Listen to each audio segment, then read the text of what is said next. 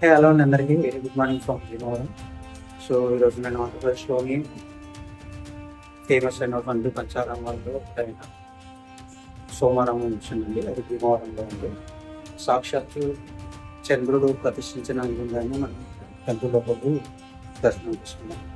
Thank you very much. ఆంధ్రప్రదేశ్లోని famous అయినటువంటి పంచారామ క్షేత్రాల్లో ఇప్పటివరకు మన ఛానల్లో అమరారామం చూసుకున్నాము. దాని తర్వాత పంచారామాల్లో ప్రాచుర్యం పొందిన 4వ ఆరామము ఈ సోమారామము. ఈ సోమారామం టెంపుల్ ఆంధ్రప్రదేశ్లోని వెస్ట్ గోదావరి డిస్టిక్లో భీమవరంలో ఉంది. భీమవరం నుండి 1 కిలోమీటర్ దూరంలో గునుపూడి అనే గ్రామంలో ఉంది. ఇక్కడికి చేరుకోవాలంటే తెలుగు రాష్ట్రాల అన్ని జిల్లాల నుండి రోడ్డు మార్గంలో చేరుకోవచ్చు. చాలా బస్సెస్ అవైలబుల్లో ఉంటాయి. అలాగే దూర ప్రాంతాల నుండి వచ్చేవారికి రైల్వే స్టేషన్ భీమవరంలోనే అందుబాటులో ఉంది. ఇక్కడికి దూర ప్రాంతాల నుండి వచ్చేవారు ఒకటి గమనించాలి, ఇక్కడ గుడి పరిసర ప్రాంతాల్లో ఎటువంటి రూమ్స్ అవైలబుల్లో లేవు. కావున మీరు భీమవరంలోనే ఒక మంచి హోటల్ చూసుకుని స్టే చేసి ఫ్రెష్ అప్ అయ్యి గుడికి రావడం మంచిది. గుడిలోనికి ఎంటర్ అవ్వగానే ఒక పెద్ద ధ్వజస్తంభం అయితే కనిపిస్తుంది మనకి. ముందుగా ఆలయం చుట్టూ ఒక 3 ప్రదక్షిణలు అయితే చేయాలి.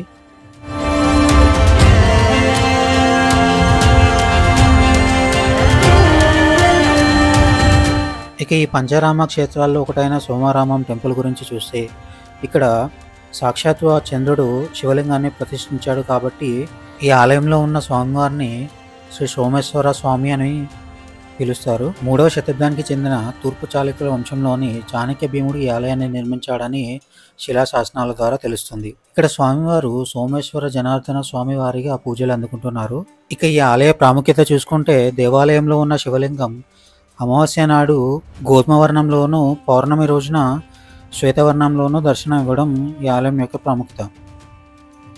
మీరు అమావాస్య లేదా పౌర్ణమి రోజుల్లో ఈ ఆలయాన్ని దర్శిస్తే మీకు అద్భుతం కనిపిస్తుంది. ఈ ఆలయం 2 అంతస్తులుగా ఉంటుంది. కింది అంతస్తులో సోమేశ్వరుడు, పై అంతస్తులో అన్నపూర్ణాదేవి కొలువై ఉంటారు.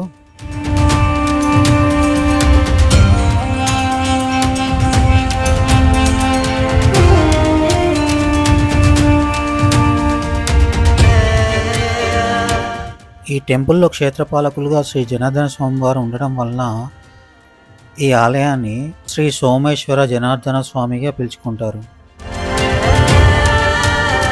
ఇక ఆలయం చుట్టూరా సూర్యనారాయణ స్వామి, కుమారస్వామి, శ్రీ జనార్దన స్వామి వారు, ఆంజనేయ స్వామి, నవగ్రహాలు, ఇంకా శ్రీ సుబ్రహ్మణ్యేశ్వర స్వామి దర్శనమిస్తారు. ఇప్పుడు మనం చూస్తున్నది శ్రీ ఆంజనేయ స్వామి వారి ఉపాలయం.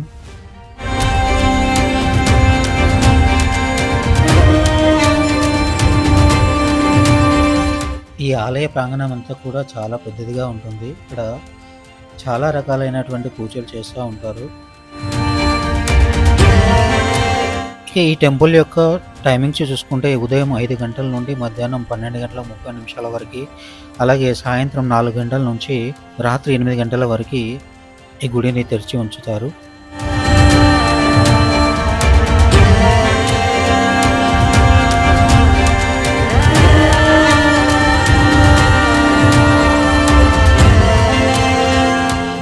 ఇది గర్భాలయం నుండి బయటకు వెళ్ళడానికి దారండి దర్శనం అయిపోయాక. నేను ప్రత్యేక దర్శనం టికెట్ తీసుకొని స్వామివారిని దర్శించుకోవడం జరిగింది. దర్శనం చాలా బాగా జరిగింది. ఇది గర్భాలయంలోనికి వెళ్ళడానికి మెయిన్ ఎంట్రన్స్. ఇక్కడ నుంచి చూస్తే స్వామివారు మనకి కనిపిస్తారు.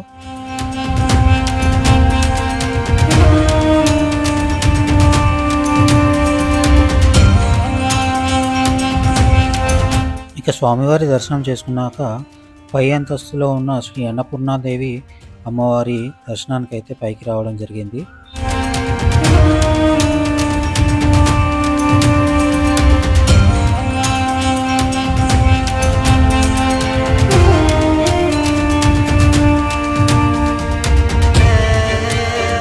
ఈ ఆలయ స్థల పురాణం, అలాగే విశిష్టత, ఇంకా ప్రాముఖ్యత గురించి ఈ ఆలయ ప్రధాన అర్చకులు శ్రీ లింగాల సూర్యప్రసాద్ గారి మాటల్లో విందాం. నా పేరు లింగాల సూర్యప్రసాద్. లక్ష్మణ గ్రహాన్ని శుద్ధ యుర్వేదం తిరుమల తిరుపతి దేవస్థానం పరమగిరి వేద పాఠశాలలో అధ్యయనం చేసి 2004లో ఇక్కడ పదవి బాధ్యతలు స్వీకరించారు. నమశివాభ్యాం నవయవ్వనాభ్యాం పరస్పర శ్లిష్ట వపుర్ధరాభ్యాం నగేంద్ర కన్యా వృషకేతనాభ్యాం నమో నమః శంకర పార్వతీభ్యాం. పంచారామ క్షేత్రం పరమ పుణ్యధామం సోమారామం. ఆరామ క్షేత్రాలలోనే సర్వశ్రేష్టంబుగా విరాజిల్లుతోంది ఈ క్షేత్రం. కనుక పూర్వకాలంలో తారకాసురుడు అనే రాక్షసుడు ఘోర తపస్సు చేసి అమృతాత్మకమైనటువంటి ఆత్మలింగాన్ని వరంగా పొందుతాడు. అతడు వరం పొందడం వల్ల జీవుడై దేవతల్ని మనుల్ని బ్రాహ్మణుల్ని హింసిస్తూ యజ్ఞయాగాదిత్రుల్ని ధ్వంసం చేస్తూ ఉంటాడన్నమాట.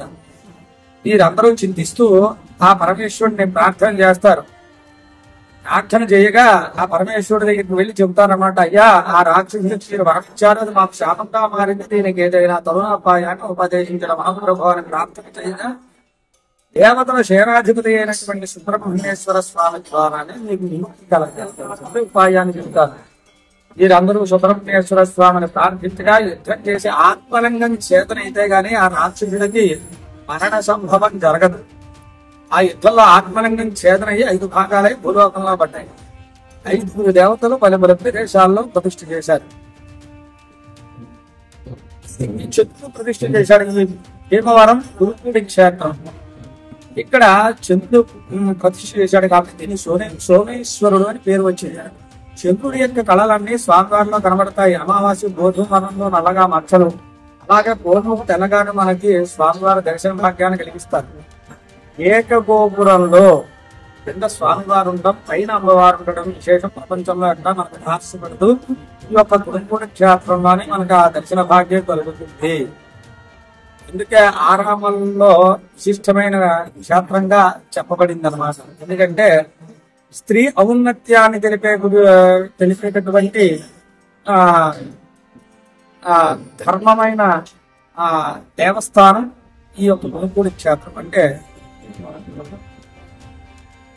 ఈ యొక్క క్షేత్రంలో దర్శనం చేసుకుంటే ఏమిటయ్యా అని చెప్పి ఒకసారి మనం ప్రశ్న వేసుకుంటే వేదం ఏం చెబుతోందయ్యా అంటే చంద్రమా మనసో జాతః సూక్తంలో ఉంటుందన్నమాట ఈ మంత్రం.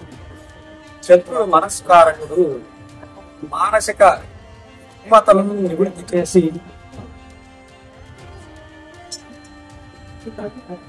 తద్వారా స్వామివారు మనశ్శాంతిని ప్రసాదిస్తారన్నమాట.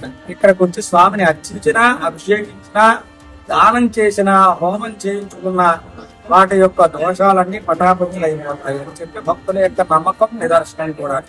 అలాగే ఇక్కడ క్షేత్రపాలకుడు లక్ష్మీ జనార్దనుడు. ఆ విష్ణుమూర్తి ఉండటం వల్ల ఇక్కడ వివాహాది శుభకార్యాలు కూడా ఈ దేవస్థానంలో జరుగుతాయి.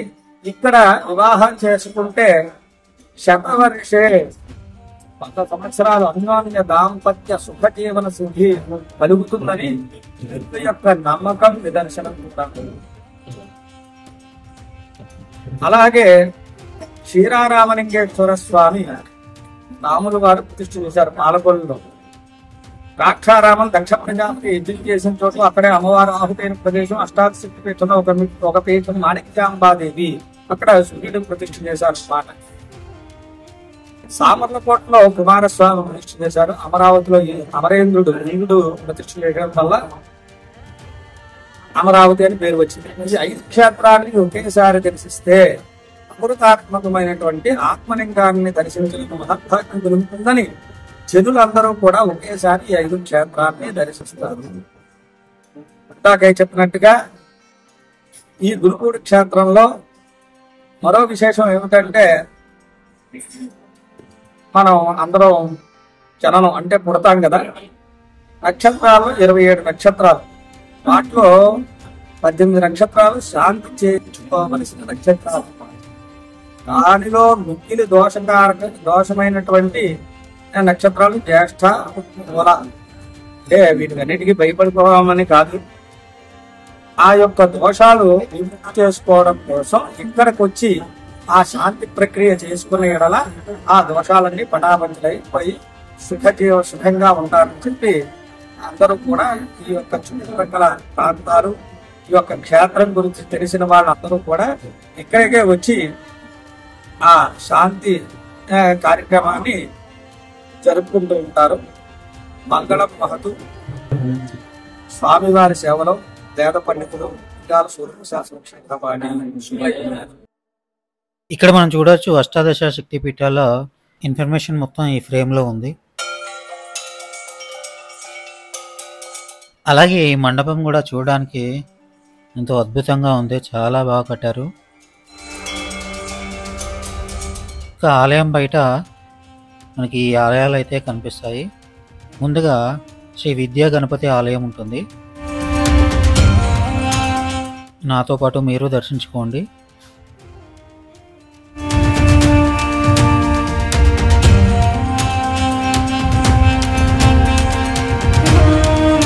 ఇది బయట నుండి ఆలయం యొక్క వ్యూ అండి.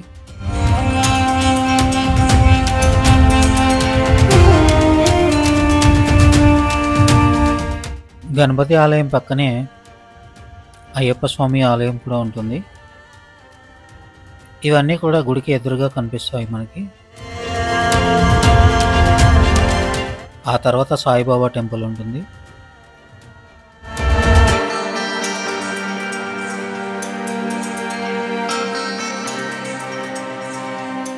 ఆలయానికి ఎగ్జాక్ట్గా ఆపోజిట్లోనే చంద్ర పుష్కరిణి ఉంటుంది. అలాగే గుడికి రైట్ సైడ్లో శ్రీ సీతారామ స్వామి వారి ఆలయం ఉంటుంది. ఈ వీడియో మీకు నచ్చిందని ఆశిస్తున్నాను. ఒకవేళ ఈ వీడియో మీకు నచ్చినట్లయితే please like, share and subscribe చేసుకోండి. మళ్ళీ నెక్స్ట్ టెంపుల్తో మేము ముందు ఉంటాను.